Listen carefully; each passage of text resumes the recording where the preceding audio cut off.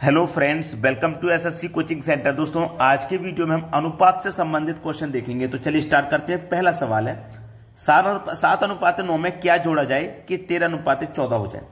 मेरी एक बात समझ लीजिए, अनुपात का मतलब बटा भी होता है। बटे में लिख सकते हैं इस संख्या को फ्रैक्शन में, जैसे 7:9 है तो आप इसे 7/9 लिख सकते हैं। ठीक है, बात मेरी समझ में आ गई। 7:9 को 7/9 लिख सकते हैं। अगर मैं इस संख्या को 7x मान लूं, इसको मैं 9x मान लूं, तो क्या इसके मान में कोई परिवर्तन होगा? कोई नहीं। देखो, x से x में डिवाइड करूंगा तो कट जाएगा। अब बोला गया है कि क्या जोड़ा जाए कि 13:14 हो जाए।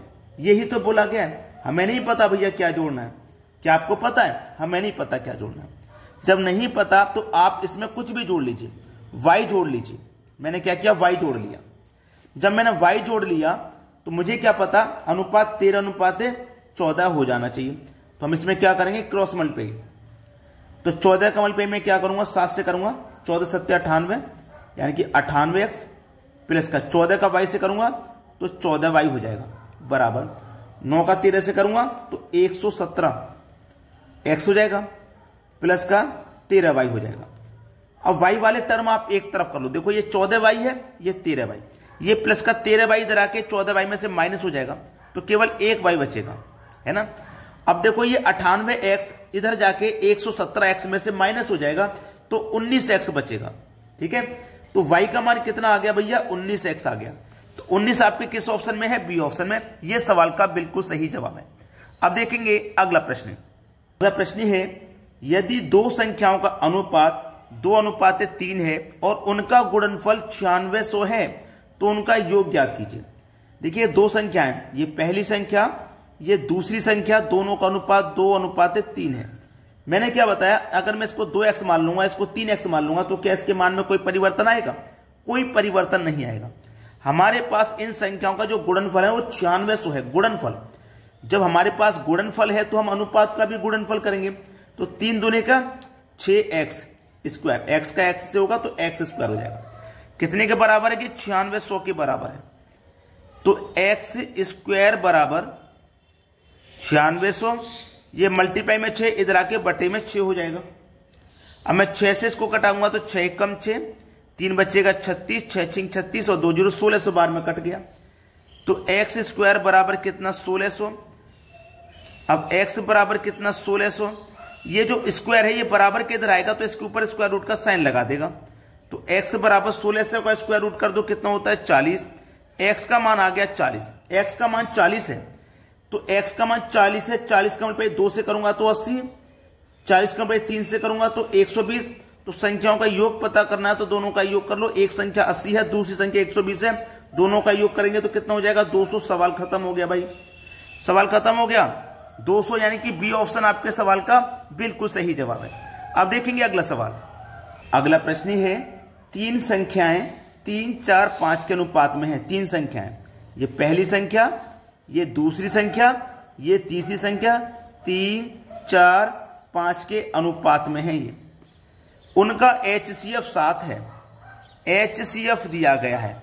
मैंने आपको बताया है जो दिया जाता है प्रश्न में अनुपात का भी बिल्कुल वही वैल्यू निकालते हैं। तो 3 4 5 का जो HCF है वो 1 आएगा। 1 ही 3 को, 4 को, 5 तीनों संख्याओं को कटा पाएगा। तो मेरे पास HCF 7 है, अनुपात का HCF 1 है, तो इसे HCF में अनुपात के HCF से डिवाइड करेंगे तो 7 ही आ जाएगा। तो 7 का मल्टीप्लाई 3 से करो 21, 4 से करो 28, 5 से करो 35। आपसे पूछ रहा वो संख्याएं ज्ञात करनी है, तो संख्या हमने ज्ञात कर ली। 21, 28 और 35 है संख्या। यही है हमारे प्रश्न का सही जवाब। सभी को क्लियर हो गया प्रश्न? अब देखते हैं अगला सवाल। अगला सवाल है, ए की आय बी से 20% अधिक है। ए और बी दो व्यक्ति हैं। जो ए की आय है बी से 20% अधिक है। अगर बी मेरा 100% कमाता है, ए की 20% अधिक है तो 120 हो जाएगी। ठीक है, 120 हो जाएगी। दोनों मिलकर 12,100 कमाते हैं।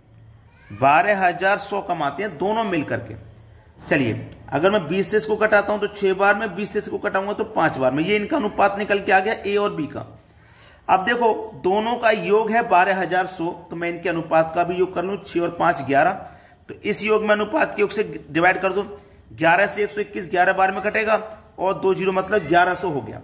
बोला क्या है, दोनों के बीच क्या अंतर है, अंतर कितना भी है, दोनों के बीच 1 का अंतर है। तो 1100 कंपेयर 1 से कर दो, 1100 ही रहेगा। सवाल खत्म हो गया। बी ऑप्शन है प्रश्न का बिल्कुल सही जवाब। अब देखते हैं अगला प्रश्न। अगला प्रश्न है, महिला तथा पुरुष की संख्या का अनुपात 2:3 है। यदि महिला 10% तथा पुरुष 30% बढ़ा दिया जाए तो नया अनुपात क्या होगा। बहुत ही अच्छा सवाल है भाई, ये बेहतरीन क्वेश्चन। देखिएगा यहाँ पे समझ लीजिए, पहले महिला बोला गया, पहले महिला यानी कि वुमेन लिखिए, बाद में पुरुष बोला गया, बाद में मैन लिख लीजिए। इनका जो अनुपात है वो 2:3 है ना, 2:3 है। तो 2 अनुपात है, ठीक है, 2 अनुपात है। अब देखिए जो भी महिला की संख्या होगी वो अपने आप में 100% होगी। अब हम उसमें 10% की वृद्धि कर देंगे तो कितनी हो जाएगी, 110% हो जाएगी कि नहीं अनुपात। पुरुष की संख्या कितनी है, 3 है। अगर इसमें हम 30% की वृद्धि कर देंगे तो ये 130% हो जाएगी, ठीक है। प्रतिशत से प्रतिशत कट जाएगा, ठीक है। 1 0 से 1 0 ये भी कट जाएगा। 11 दूनी का 22 हो जाएगा, 13 तिया 39 हो जाएगा। तो कितना आया इनका, 22:39।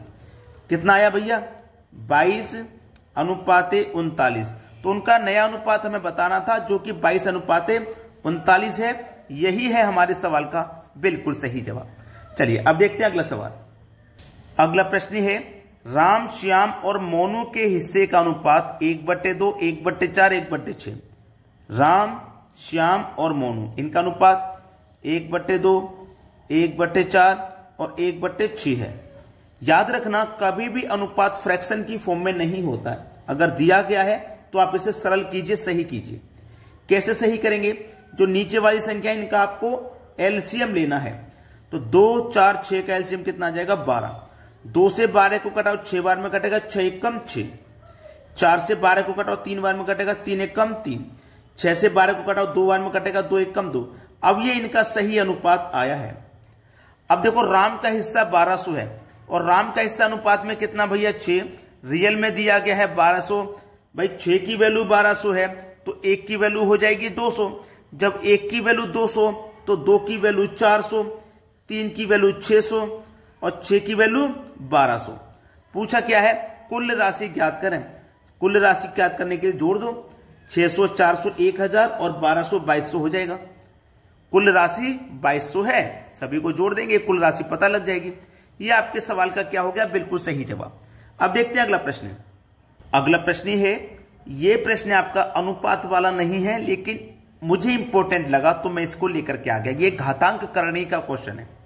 इस तरीके का सवाल बहुत दिया जाता है, पावर के ऊपर पावर वाला, और आप कंफ्यूज अगर रहते हैं तो इस तरीके के सवाल को थोड़ा सीख लीजिए।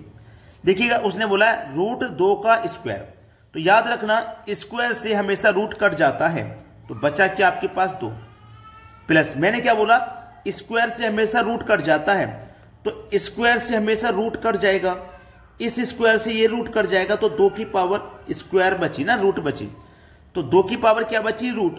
देखिएगा इस रूट की वैल्यू क्या होती है, ये कितने के बराबर होता है, पावर 1/2, तो 2 की पावर 1/2 है। अब याद रखें 2 की पावर 1/2 है, यही तो है भाई, 2 की पावर 1/2 है। अगर इस 2 की पावर जब 1/2 है तो क्या होगा, क्या 2/1/2 का मतलब क्या होता है भाई, 2 की पावर 1/2 का मतलब क्या, अगर मैं 1/2 को यहां से हटाऊंगा तो इसके ऊपर स्क्वायर रूट का साइन लग जाएगा। इसका मतलब यही तो है, जब मैं इस पावर को हटाऊंगा 1/2 को हटाऊंगा तो इसके ऊपर क्या लग जाएगा, स्क्वायर रूट लग जाएगा। और 2 का स्क्वायर रूट अगर आप निकालोगे तो परफेक्ट नहीं आएगा भाई, 2 का स्क्वायर रूट अगर आप निकालोगे तो परफेक्ट आ जाएगा क्या, नहीं आएगा। तो देखिएगा इसका सॉल्यूशन क्या है, 2 प्लस, इसको हम क्या करते हैं, 2 से 2 ये कैंसिल हो जाता है एक बार में, और 1 + 1 हो जाता है 2, तो आपका आंसर आ जाता है 4। ये आपके सवाल का क्या है, बिल्कुल सही जवाब। क्लियर हो गया ना सभी को। चलिए आज का वीडियो में यही रहेगा। अब बस लाइक और शेयर का बटन दबा देना है आपको बहुत सारा। ठीक है दोस्तों, धन्यवाद।